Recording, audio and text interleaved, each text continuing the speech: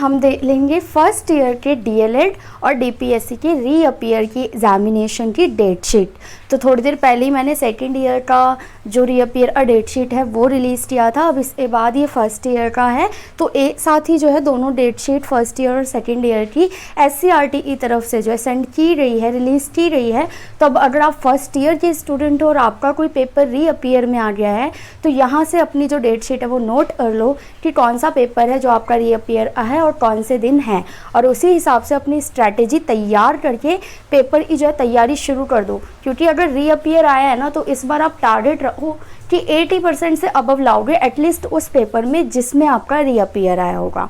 ठीक है, कुछ नहीं है, अगर आप थोड़ी सी भी मेहनत करोगे ना ईजिली आप पेपर को क्लियर कर लोगे और अच्छे मार्क्स भी गेन कर पाओगे।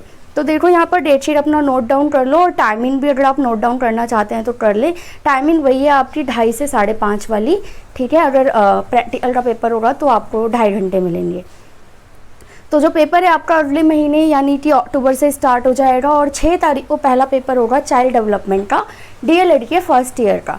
वहीं अगर आप डीपीएससी के स्टूडेंट हो तो आपका उस दिन कोई पेपर नहीं है। अब आ जाओ 7 तारीख और 7-10 यानी कि 7 अक्टूबर को आपका एजुकेशन एंड सोसाइटी का पेपर हो जाएगा, और डीपीएससी के हो तो डेवलपमेंट ऑफ मैथमेटिकल कॉन्सेप्ट का पेपर आपका होगा। उसके बाद 10 तारीख को डीएलएड में फर्स्ट ईयर का एनवायरमेंटल स्टडी यानी ईवीएस का पेपर होगा, और इस दिन डीपीएससी का कोई पेपर नहीं है क्योंकि डीपीएससी में सब्जेक्ट्स कम होते हैं।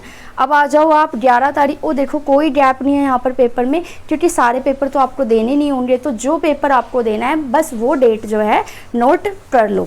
तो 11 तारीख को आपका लैंग्वेज का पेपर हो जाएगा, चाहे आपके पास हिंदी, उर्दू, पंजाबी तीनों में से जो भी हो।